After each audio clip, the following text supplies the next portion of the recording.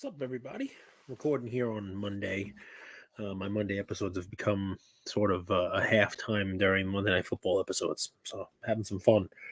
Um, Fun game, a little back and forth between the Bengals and the Jaguars. Um, Fantasy football, the hobby league, forget it. It's a joke. I'm running away with this thing.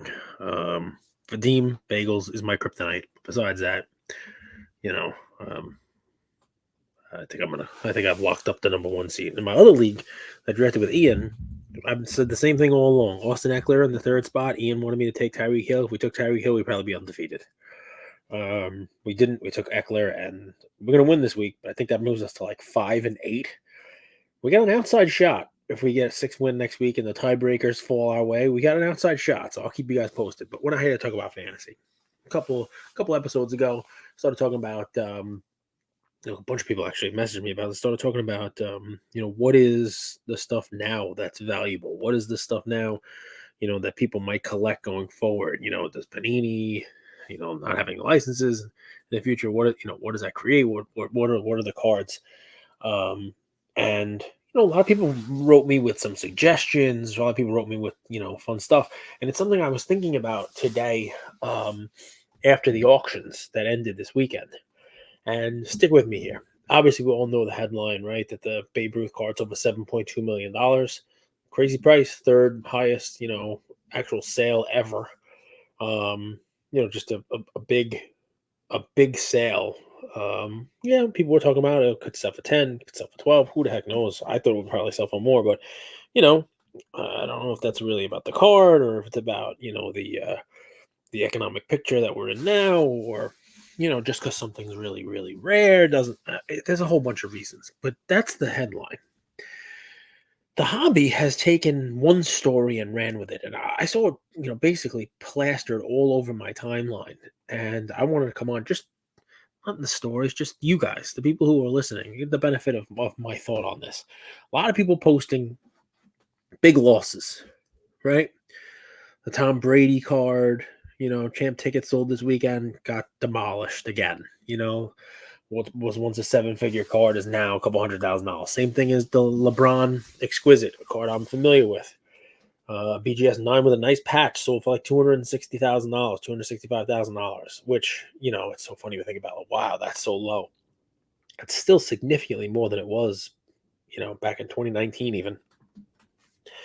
And that could potentially have some room to continue to go down, but not the point. People are looking at that one and it sold for 7 figures, and now it's $200,000. It's just a huge loss. And John Morant card, look, that one went down, and look at the beating this person took on this card, and Justin Herbert's cards are down, and everybody's cards are down. It's just like all these posts out there. It seems like the thing to post after auctions like this.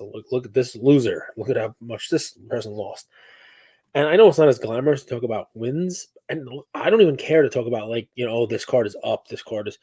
I want to look more at, if you can see a card is up, why, and if that card is up, what can you learn as a collector, buyer, investor, hobby participant now from the cards that are going up now in the face of everything that's going down? And I found one card. I'm going to talk about one card. And what's interesting about this is I can't really say up or down. It's very hard to find a public sale of the card. And that's part of the allure of it, right? Is that it didn't even have a sale during the crazy run up, But more about the card itself and what we can learn from it. We'll sip here. A little Pepsi action. On sale. I thought I was going to be able to steal a card. I thought I was going to be able to really get in a bargain. It's a card I've always wanted. If you're one of the other people out there that has one, please reach out to me. I'd love to talk to you about it. Anyway, to me, in I don't want to call them modern cards because people are going to laugh at me when I say modern for this. It's a 30-year-old card set. But in the modern genre here, I think the card set that brought us into where we are now, the one that changed it all, was the 1993 Finest baseball set, the first refractor cards ever. Okay, they were Finest refractors from 1993. And you guys have all seen them. The green All-Star set that's in there. Everybody's seen Griffey has a card that sells for a lot of money. Um, there are some players with low pop. That finest set, it's an interesting set, right? Because people my age, close to my age, they chase that. People build that set the same way that people try to build, PMG sets. And obviously the numbers are important. 93 finest, well, it was the first refractor. It was not numbered. The production number that I grew up with, the production number that, my hobby brain remembers, is that there are 241 copies of each one of the refractors. A pretty specific number. And that some of them are potentially short printed, that there are less than 241. And then, you'd add into the fact that obviously that's pretty short printed in itself, just 241, that in high grade, these things are very difficult. A lot of print lines, a lot of off-centered, and scratches and whatnot. Finest refractor technology and you name it. So I was shocked while scrolling through the Robert Edward auction catalog. Looking at the Baltimore news cards and looking at all these things. I was shocked to see a Nolan Ryan PSA 10 refractor for sale. Now, probably some people listening saying, who the hell is Nolan Ryan? Look it up. Watch the video of his fight with Robert Ventura if you like. Look at the fact that the dude pitched 7 no-hitters. He was a cool guy to collect for kids my age because he was still a dominant flamethrower. And he came up in the 60s. I mean, his rookie, I think, is 1968. I think it's a 68 tops. This is his rookie card. He pitched all of the 70s with the Angels, and I think there's a card in the 80s with the Angels. In the 80s, the 90s he played with Texas. I mean, just, he pitched for a bunch of teams, but still, talk about that 60s, 70s, 80s, 90s, dominant for, parts of 4 decades. Just a strikeout king, 5,000 strikeouts. Talk about 3,000 strikeouts, not 5,000 strikeouts. Just, pitching records that you just didn't see in a more live ball era. I mean, this guy was pitching against people like Barry Bonds, Jose Canseco, Mark McGwire, like home run hitter, Sammy Sosa. In addition to home run hitters before that, Eddie Murray. Talk about the 60s. I mean, Hank Aaron was still playing when this guy was pitching. Talk about, fun stuff there. The beginning of his career, he wasn't really pitching that much, but Mickey Mantle was still in the league, tail end, but still in the league. Anyway, point being, this was someone who was the card to go after. And that card in and of itself is the card for people who like the finest set, for people who like that set, and hold that out as sort of like we use the word iconic all the time, right? But if somebody's going to call 2012 Prism iconic, then 93 finest baseball falls into that category as well. And I've heard that, for 2012 Prism, I've heard that name thrown out there. Anyway, why it was so shocking for me to see it was, one, this is a, vintage auction, right? A lot of vintage cards, except Michael Jordan, PMG, champ. What an amazing Metal Universe out of 50. And that one sold for pretty good money too. But you scroll through the auction enough, and there it is. And why it's crazy, there's 8 of them. 8 PSA 10s. And a couple hours before the auction, it was like $6,500, which I'm like, all right, I'll put a bid in and see what happens in extra time, extended bidding, and see whether or not this is something that could fall through the cracks and I can get one. Now, old slab, 8 of them out there, it's almost irrelevant. As bidding comes to a close, it's like $9,000, $10,000, which still, the Griffey PSA 10, there are multiples of this Nolan Ryan. And if you were to pull up sort of your PSA, you can check on PSA, go in the pop report and see that there's 8 of them, then go in APR. It's the, auction prices realized. Click on that. And do you know what you're going to see for PSA 10 of this card? None. You'll see PSA 9s. But you're not going to see any public sales at all of PSA 10s of this card. Nothing. You're not going to see any of it at all, which is interesting. I happen to know that there have been a couple of private sales in the last year or so, in the 20 range. Hey, bud. Hi. And so I see this thing ending at 9 and change, 10, and I'm like, if I can grab this, let's go. Anyway, long story short, bidding ended at $29,000 plus buyer's premium. The thing sold for $35,000 last night. I did not steal it as it fell through the cracks. That is not what happened. Not even close. It went for more than I expected it to go for. Um, and I thought about it today. I'm like, oh man, maybe I should have bought it. There's only 8 of these PSA 10s. Maybe I should have just ponied up the money anyway. Instead, I thought to myself, all right, what can you learn from this? What's the story? Well, a couple things. Number one, we talked about iconic set, but why? It's a set that holds a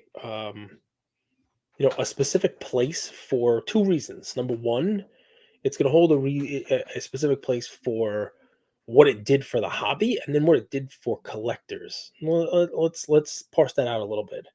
Number one, for the hobby, this is a bridge. This set was huge. The technology obviously was so liked by the hobby that it's still here. Your prism silvers are refractors. Your refractors are refractors. Chrome technology has refractors. You'll still see it on the back of the card. It says refractor on it. Prism, call whatever you want. Refract. This was a huge breakthrough, and it was the first one. But from a different standpoint, from a collecting standpoint, it was premium. It was ultra premium. It was, what I would compare for basketball collectors, what exquisite was. Yes, hear that again. I know it's not RPAs. I know it's not autographs. I know it's not any of that, but none of that existed in 1993. What existed were base cards, base sets, and yes, inserts were coming out. Parallels, 93, you had your tops gold and that kind of stuff.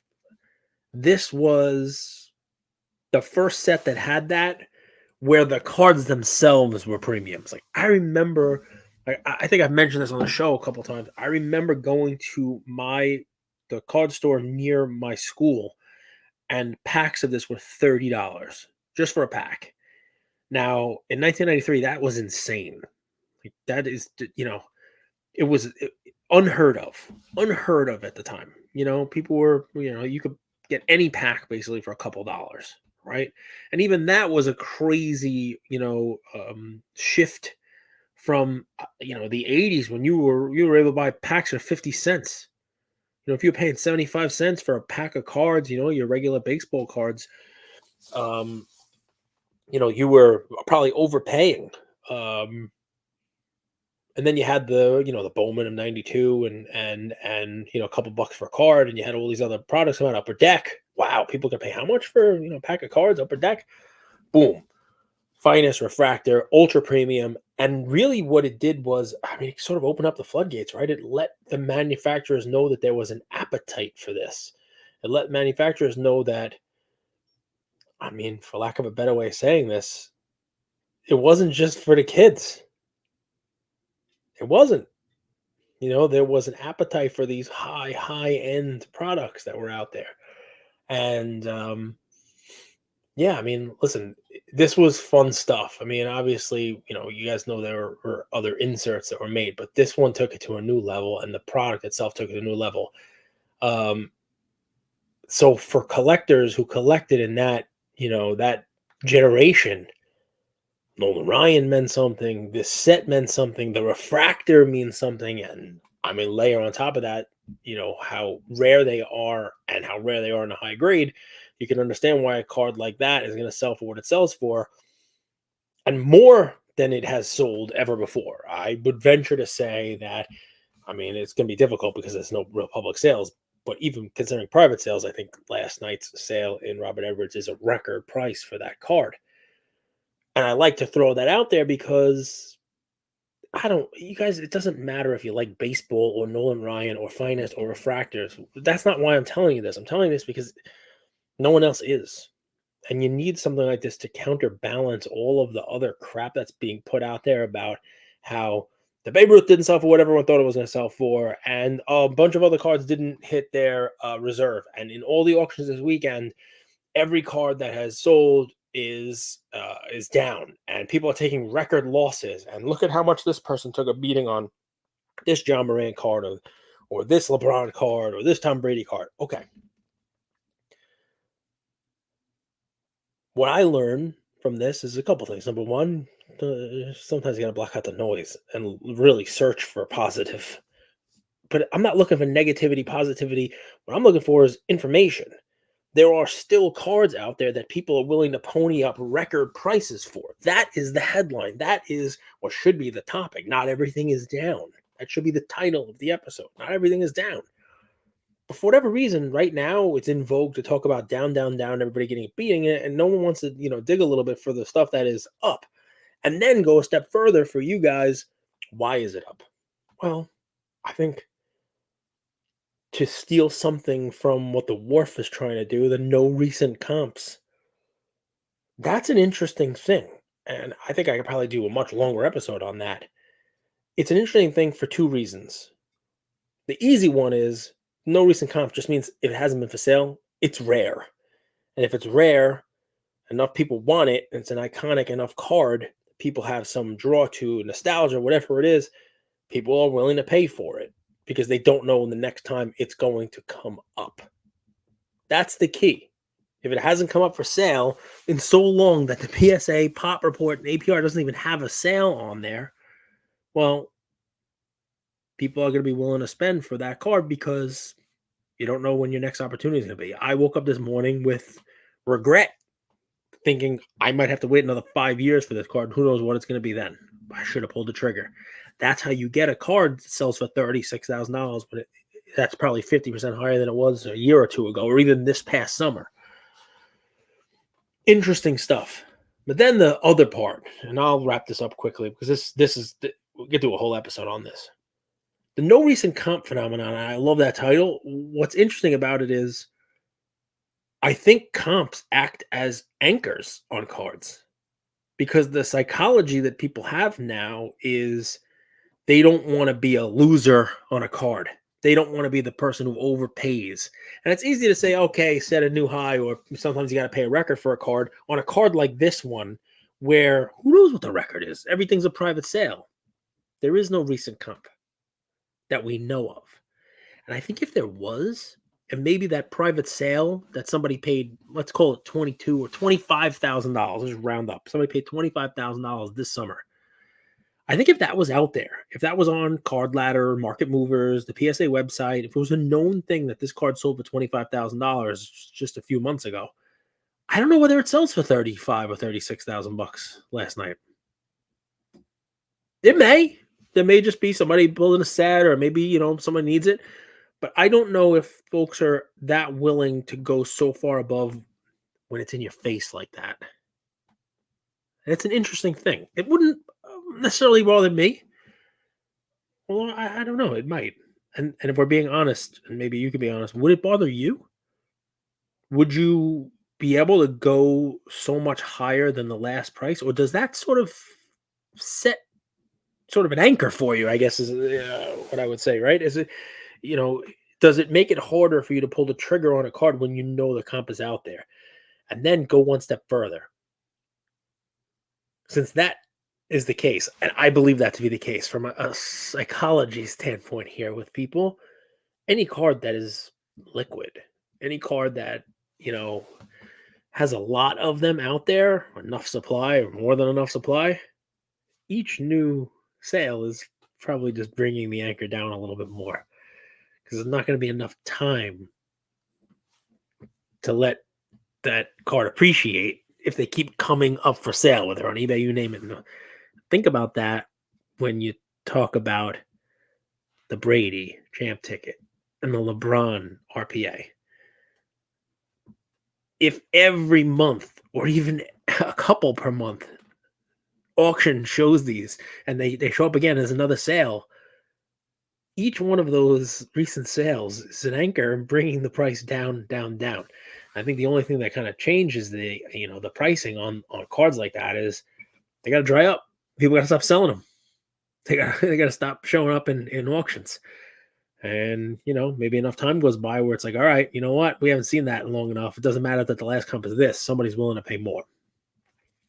Interesting stuff. I would tell you that it really had my brain kind of turning about like what to buy, why I'm buying it, and that kind of stuff. And that's more from your investor hat than your collector hat. This was a card if I would have owned, if I bought it, it would be one that just gets locked away.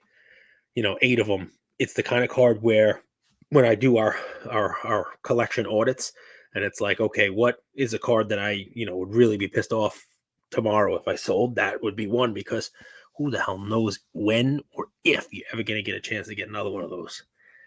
So anyway, just where my brain is today. Enjoy, you guys. We'll have the news out soon, and keep these episodes coming. Thank you.